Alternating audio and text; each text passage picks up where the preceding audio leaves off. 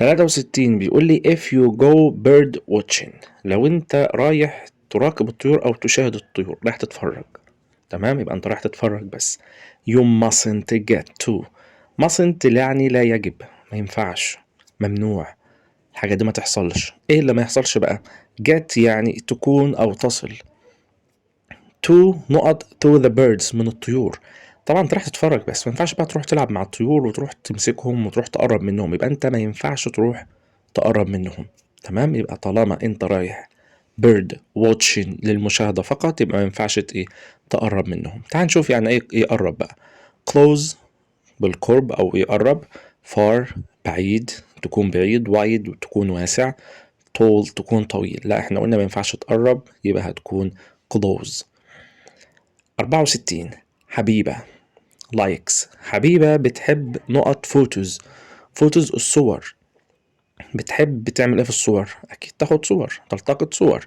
طيب يا ترى taken فوتوز تلتقط الصور، making فوتوز تصنعها، baking فوتوز بتخبزها، writing فوتوز تكتب الصور. لا احنا طبعا بنلتقط الصور، يبقى taken فوتوز يلتقط الصور. 65 بيقول لي نقط means perfect or excellent. means يعني تعني، معناها perfect مثالي or excellent ممتاز. يعني الكلمة اللي احنا هنحطها ما بين الأقواس دي معناها إن هي حاجة مثالية وحاجة ممتازة. يا ترى respect يحترم، ولا ideal يعني مثالي، terrible فظيع، horrible فظيع؟ لا طبعا احنا بنقول عايزين حاجة ممتازة وحاجة مثالية، يبقى ideal. 66 we should نحن يجب علينا protect نحمي animal الحيوان. نحمي ايه للحيوان؟ nest يعني العش، عش الحيوان. طبعا العش ده بيكون للطيور، فما ينفعنيش هنا.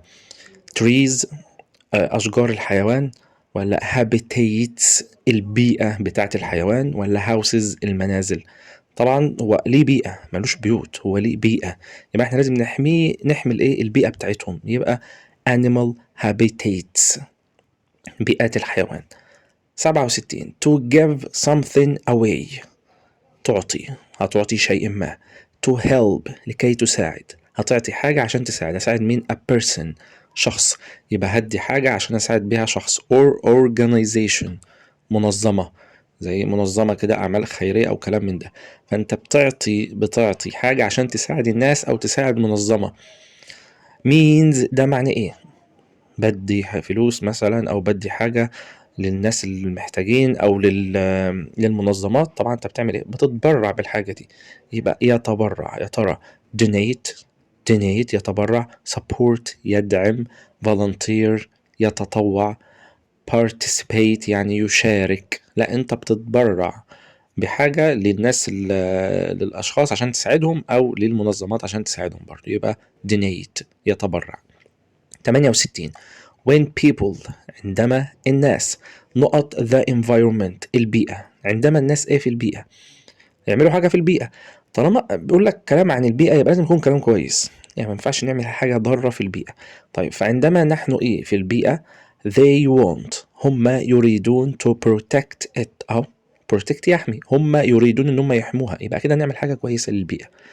try عندما نجرب، عندما الناس تجرب البيئة، ولا عندما الناس damage البيئة تدمرها، ولا عندما الناس respect تحترم البيئة، ولا عندما الناس hate البيئة. hate يعني يكره. طب عندما هي لازم نحترمها، يبقى نحترم البيئة عشان نحافظ عليها ونحميها، يبقى respect. 69 Egypt مصر has لديها a hot يعني حر. طالما حاجة حارة يبقى المناخ. ما مصر تمتلك إيه حار؟ أكيد مش كيش شيبسي مثلا، أو مع مثلا فلافل حارة أو كده. لأ هي كده كده معناها إيه؟ معناها مصر عندها حاجة حارة، يبقى المناخ بتاعها مفيش حاجة تانية. المناخ يعني climate. بس تعال نكمل. So artifacts القطع الأثرية aren't damaged لا تدمر. طبعا البيئة الحارة بتساعد الآثار إن هي تفضل تحتفظ بالإيه؟ بالشكل بتاعها وكل حاجة ما تتدمرش. طيب احنا قلنا إيه؟ Egypt has a hot عندها مناخ إيه؟ مناخ حار. climate مناخ. بودكاست بس صوتي. history تاريخ. system يعني نظام. يا ترى نظام حر ولا تاريخ حر ولا بس صوت حر؟ لا أكيد مناخ، يبقى climate. 70 ancient Egyptians المصريين القدماء used استخدموا حاجة. طبعا ما استخدموا حاجات كتير، باقي الجملة هيحدد لهم احنا محتاجين ايه بالظبط. which is found which الذي is found يوجد بيكون موجود close بالقرب to the Nile حاجة بتكون قريبة من النيل. يعني الحاجة دي بتكون قريبة من النيل، يعني اللي هم استخدموه ده بيكون قريب من النيل. يا ترى silver الفضة قريبة من النيل؟ لا. metal المعادن اكيد لا برضو. clay الطين بيكون موجود جنب النيل. glass الازاز لا طبعا هتكون clay يعني الطين. يبقى المصريين القدماء استخدموا الطين اللي بيكون موجود جنب نهر النيل. 71 some people بعض الناس kept يعني يربي او يحافظ على حسب الحاجة اللي هتيجي بعدها. لو جاي بعدها حيوان هيبقى يربي، فبقول kept ربى حاجة as pets يعني حيوان في البيت كده، حيوانات الأليفة يعني. في ناس ربوا حاجة في البيت. تمام. they were هم كانوا، يقصد بقى مين الحاجة اللي احنا ربناها دي؟ they were كانوا dangerous كانوا خطرين. يبقى الحاجة اللي انا ربيتها دي كانت خطيرة. ما تروحش بقى انت تختار لي سمكة، ما تروحش تختار لي مثلا سلحفة، تختار لي أرنب، تختار لي قطة، لا. وبقول لك هم ربوا حاجة كحيوان أليف وكان خطير جدا.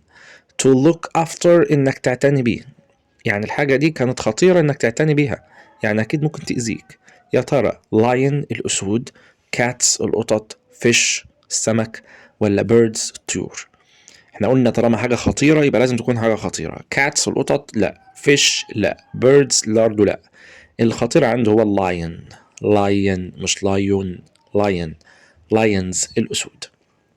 تمام. في ناس بتربي الأسود وفي ناس بتربي الثعابين وفي ناس بتربي تماسيح، كل واحد بيربي اللي هو عايزه. بس طبعا التعامل مع الأسود بيكون dangerous to look after إنك تعتني بيه. تمام. يبقى هنا lions. ليه السبب؟ لأن بيقول لي dangerous خطير، عشان كده هختار الأسود. 72 the falcons اللي هم الصقور. مالها الصقور يا سيدي؟ قال لي represented دي بتعبر لي عن، تمام، يعني ده بتمثل لي كذا، بترمز لي.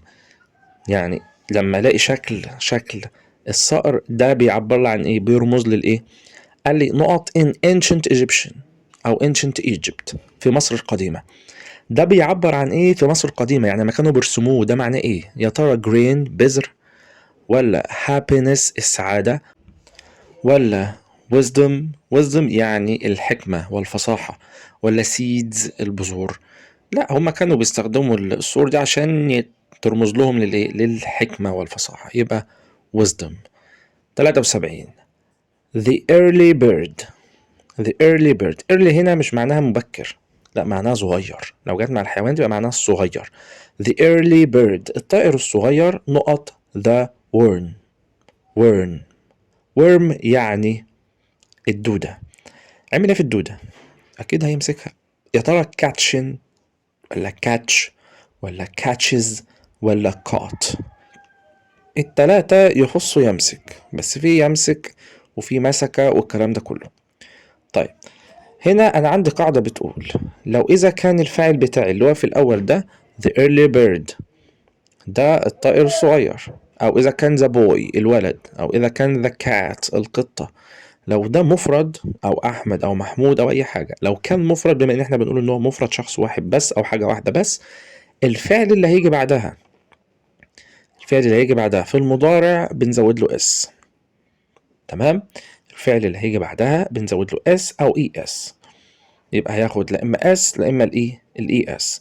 طبعا بيكون ياخد التصريف الثاني اللي هي caught لو ده ماضي. هنا مش محددليش ان هو ماضي، ما قاليش yesterday ولا last ولا كلمة ago ولا من الاسبوع اللي فات ولا قال اي حاجة خالص. تمام. يبقى الزمن عندي مضارع.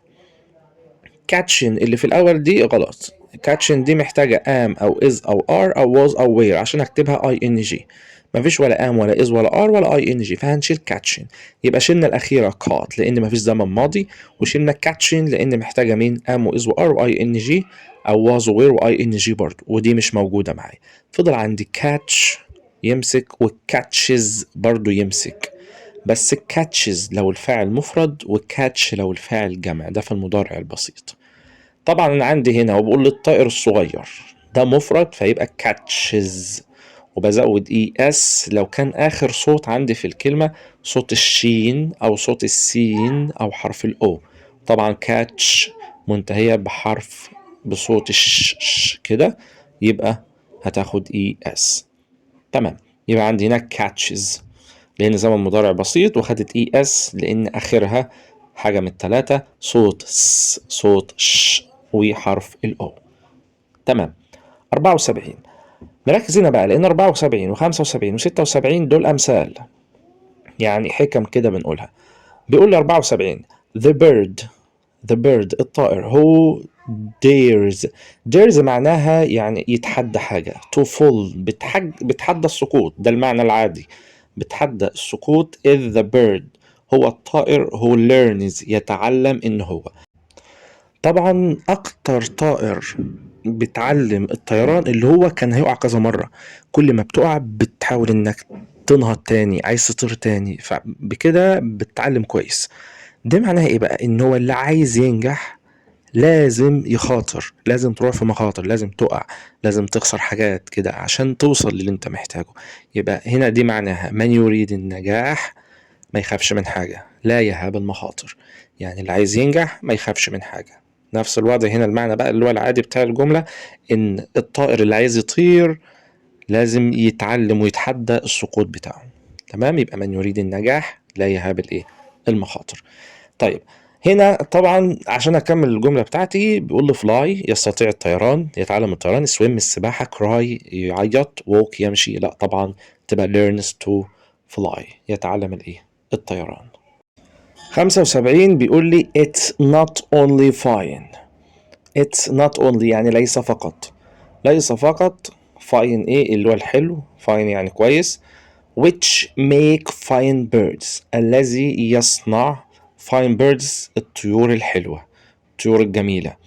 يا ترى ايه الحلو اللي مش الحلو بس اللي بيصنع الايه؟ الطيور الحلوة. ده طبعا مثال برضو او مثل بيقول لي it's not only fine feathers، ده على بعضه كده feathers الريش، يبقى الحل بتاعي يكون feathers الريش، ده لازم يتحافظ على بعضه. فهنا بيقول لي ايه؟ بيقول لي مش الريش الحلو، الريش الحلو ليس فقط الريش الحلو الناعم الذي يجعل الطيور حلوة. يعني مش لو شفت طائر كده مش معنى ان ريشه حلو يبقى الطائر ده جميل. طيب ايه بقى المعنى بتاع الجملة دي؟ ان هو ما تبصش على الشكل من بره، مش معنى ان الشكل حلو والمظهر كويس يبقى كده الشخصية جميلة. تمام، ده المعنى بتاعي، المعنى العام بتاعي. يبقى المظاهر، المظاهر الحلوة مش دايما هتكون بتدل على ناس كويسة. تمام، ما نبصش للمظهر، نبص للشخص ايه؟ للشخص نفسه. ده المعنى بتاع الجملة رقم 75. طيب 76 بيقول لي singing birds الطيور اللي بتغني، يعني الطيور اللي بتقعد تغني كده. don't لا نقط nests اللي هو الأعشاش، العش. معنى ايه هنا؟ بيقول لي ان الطيور اللي بتقعد تغني ما بتعملش عش. زي ايه ده بقى؟ ايه المعنى ده؟ المعنى ده بيقول لي هنا ان كتير الكلام اللي بيقعد يتكلم بس ما بيعملش حاجة، ما هو الكلام مش هيفيدك في حاجة، الكلام مش هيعمل حاجة. ده المعنى بتاعي، ان كثير الكلام لا يصنع شيء. يبقى انت ما تقعدش تغني وخلاص. الطائر لو فضل يغني مش هيصنع حاجة برضه، لازم يطير ويجيب قش ويعمل والكلام ده كله عشان يعمل العش بتاعه. نفس الوضع الاشخاص ما ينفعش نقعد نتكلم وبس، لا اما تتكلم اشتغل. ده المعنى بتاعي. يبقى كثير الكلام لا يقوم بعمل شيء. تمام. طيب هنا بقى المثال بتاعي بيقول لي singing birds الطائر اللي بيغني don't build nests لا يبني الايه؟ لا يبني الاعشاش. تمام كده. عندي give يعطي، complete يعني يكمل، destroy يدمر، وbuild يبني، طبعا مش هيبني الايه؟ العش بتاعه. 77 the نقط of this story من القصة دي. يا ترى ايه من القصة دي؟ is that crime ان الجريمة doesn't pay الجريمة لا تدفع. تمام. طبعا ده المغزى المستفاد من القصة دي، يبقى المغزى اسمها moral. طبعا عندي ending النهاية، narrator الراوي، characters الشخصية. لا طبعا هو المغزى بتاع مين؟ بتاع القصة، يبقى the moral.